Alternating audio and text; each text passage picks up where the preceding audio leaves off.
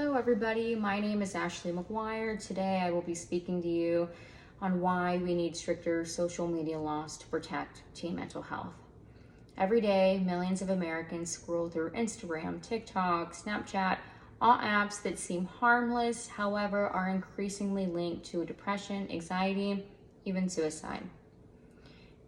This issue affects every one of us who knows or loves a teenager, whether it's a sibling, a friend, or even a future child. Today, I will argue that the U.S. needs stricter laws regulating how social media platforms interact with underage users. I've seen just how damaging this can be, especially within my own community. I have researched data from the CDC, the APA, and the U.S. Surgeon General to understand the magnitude and scope of this problem. First, I will describe the harmful effects social media has on teen mental health. Second, I will examine the current legal failures that allow this harm to persist. Third, I will discuss the solution of any legal reforms that we need to implement. The U.S. must implement stricter laws to protect teens for their mental health and the harmful social media practices that continue to happen. Social media usage has led to the rise of anxiety, depression, even suicide amongst teens. According to the CDC in 2003, suicide is the second leading cause of death amongst teenagers. The American Psychology Association reports direct links between social media usage and increased anxiety and body image issues. These platforms are intentionally designed to be addictive.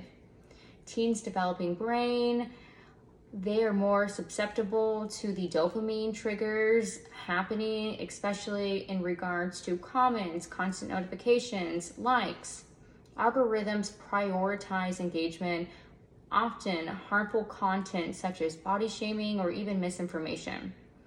Parents and schools are struggling with these platforms right now.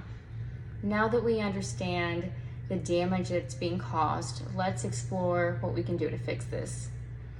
The US should adopt a similar approach to the UK's age appropriate design code that requires child-centered design, limits data collection, and enforces strict privacy settings. Lawmakers must pass the Kids Online Safety Act. It's currently in progress. This act would require platforms to identify or prevent risk to minors and provide tools for parents and teens to ultimately control the whole digital experience.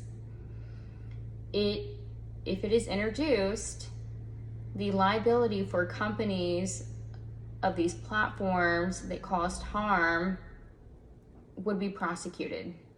Companies must face consequences for knowingly exposing teens to addictive and damaging content. If these measures were passed, we would see so many improvements in society. Teens will be protected from predatory algorithms and even psychological harm. The U.S. Surgeon General emphasizes that regulation can reduce online bullying, depression, or even sleep deprivation. Long-term protection will reduce the national burden of youth mental illness. Families and schools will finally have the digital tools to navigate this more effectively. With better regulation, parents can trust that these platforms aren't just going to be designed to exploit their children.